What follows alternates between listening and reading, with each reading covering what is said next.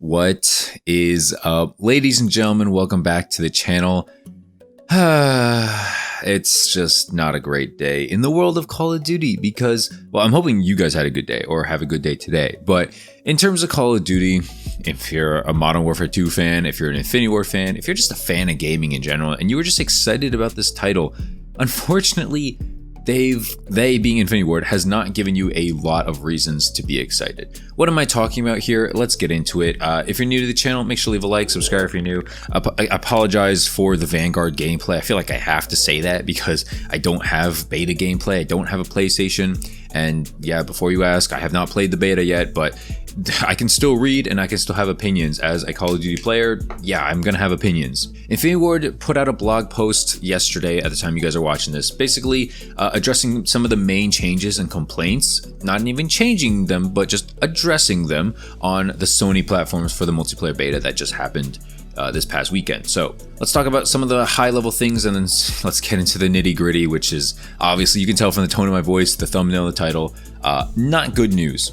Let's put it that way. It's not good news. All right, so going into weekend 2, they have fixed various crashes. They've addressed a few gameplay exploits, patched some map, geo, and lighting issues, and then updated progression for some gunsmith related bugs. All that stuff is like nice and dandy, you know, cool stuff. Yeah, cool. Like it needs to be fixed in a beta. All right, that's nice. Thank you for that. But now let's get into some of the stuff, some of the main stuff, the criticisms, the critiques, if you will, of what a lot of people are just unhappy with. And this is seen all over Twitter, YouTube, Reddit, comment sections. Anywhere you can find like an opinion on Call of Duty, there probably is one around on the internet. Fortunately, they did address most of the main complaints. However, they didn't address many of them in a good way. So let's talk about it, all right? Number 1, the minimap dot rules. Currently, in the Modern Warfare 2 beta, we only show enemy player dots when a UAV is active. The design reason for this is that we do not want to punish players for firing their weapons. Oh boy.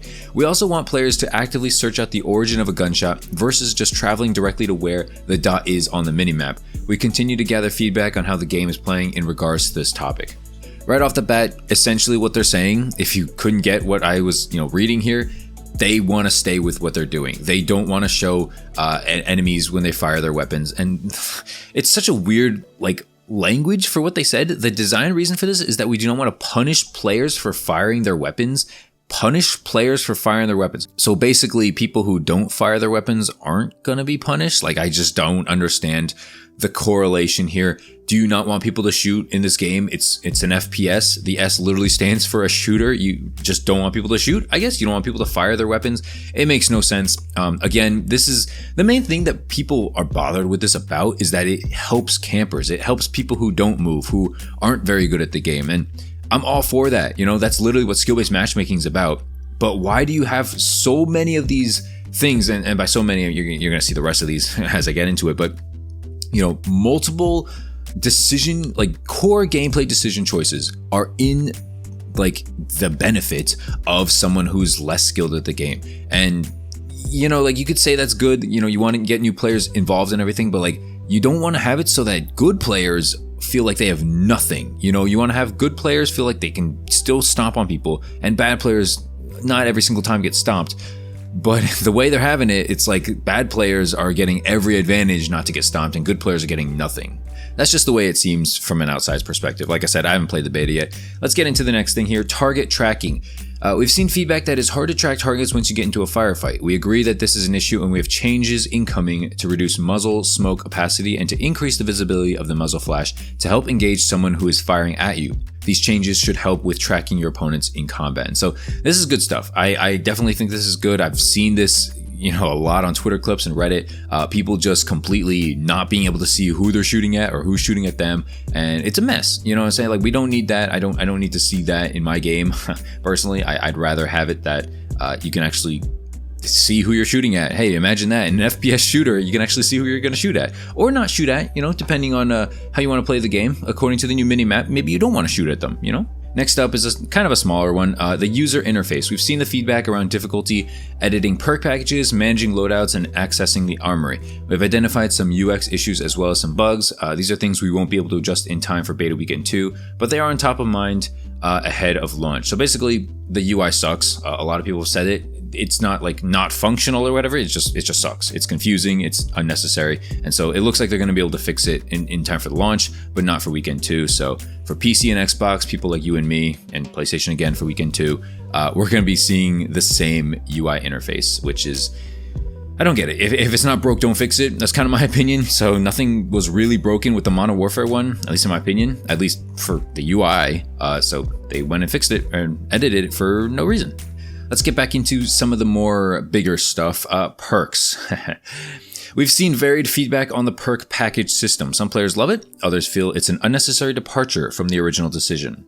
We feel it's a nice shakeup of how perks work and to the general progression of a match. We've also balanced the ultimate perks to be more powerful as you earn them later in the match. We'll continue testing throughout Beta Weekend 2, including drastically accelerating the earn rate of these to see how players react. Our goal remains improving the flow of all perks ahead of launch. This is definitely a positive thing. I guarantee this is a positive thing. I think that it made literally no sense to have, your ultimate perks. What was it, like Ghost and Hyler and stuff like that? Like, it made no sense to have those at the end of the match or like near the end of the match. Hardline specifically too. Like, there's no point in getting Hardline 50 kills out of like a 75 kill TDM and finally starting to be able to use it.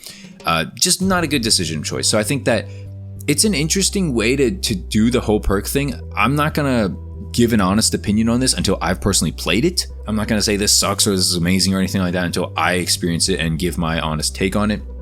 I think a lot of you guys in the comment section would agree with that and be happy with me for that. But I think overall, I think speeding up the duration or the time it takes to get your ultimate and your bonus perks is definitely going to be a good thing. I think that a lot of people are like missing out on it potentially, just like missing out on having another like good perk, because a lot of the base perks that you have aren't super useful all the time. Your flak jacket, maybe your like strong arm perk or whatever, they're kind of useful, but like they're not as good as your Ghost or your Hyler and things like you'd always want to use. Speaking of perks, they do address Dead Silence, which I didn't think that they would, but they did.